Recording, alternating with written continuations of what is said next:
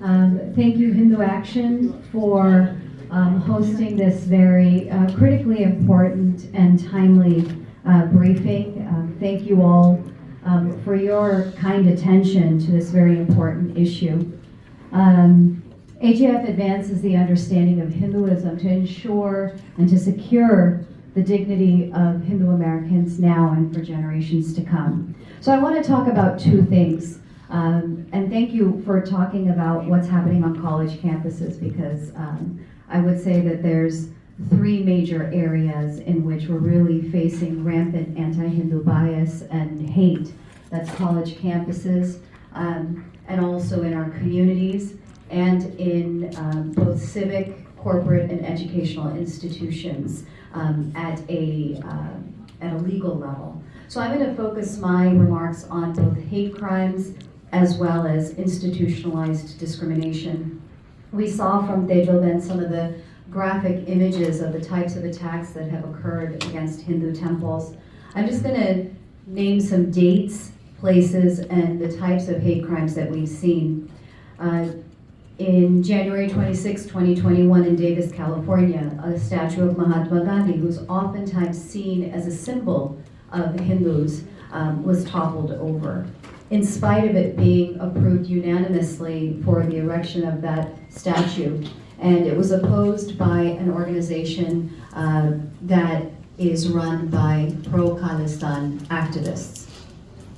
In February 2021, a community leader in Fremont, California was doxxed and attempts to intimidate him when individuals on social media goaded fellow activists, Khalistani activists, to go to his home and also to place false and negative reviews on his Google profile, so impacting him professionally or trying to.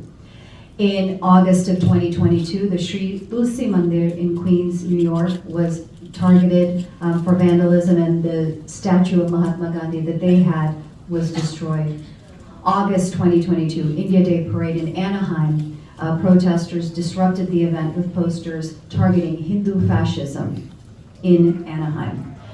August 22, Taco Bell in Fremont, California. A Hindu American was verbally abused, harassed, slurs uttered towards him, as well as spat on, also by a Khalistani activist. In March 2023, the Indian consulate was vandalized, and again in July 2023, it was lit afire.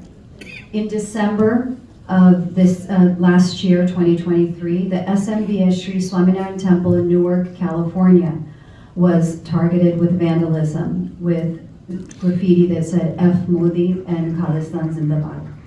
In January of this year, the Sherwali Mandir was attacked. Maybe that was December.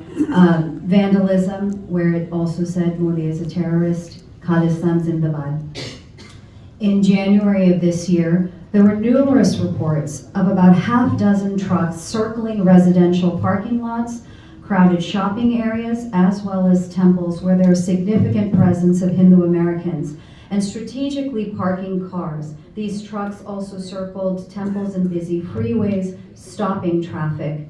The trucks had lit displays which target the Hindu faith. Though there was an image of Prime Minister Modi, it said Hindu terrorists.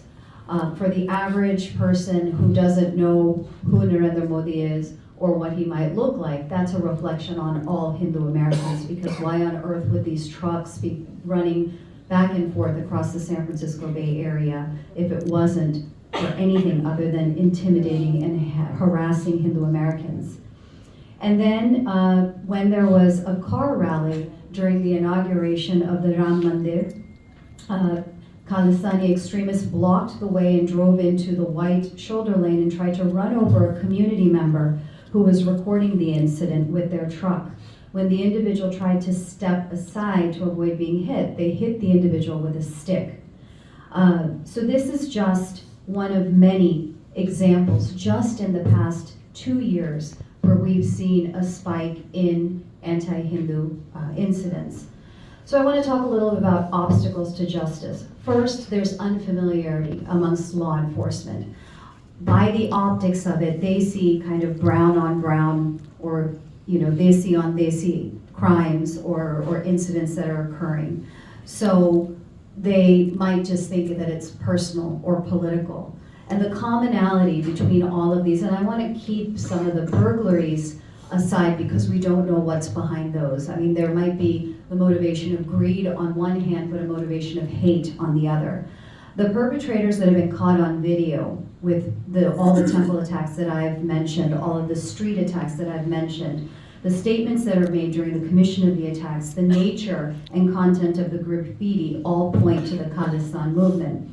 And as Punitji mentioned, the Khalistan movement is a violent separatist movement seeking an independent, theocratic Sikh state in India's state of Punjab. Now, he also told us some of the quotes of some of the leaders of this movement, that if my bus is not released by 5 p.m., I'd hack 5,000 Hindus to pieces.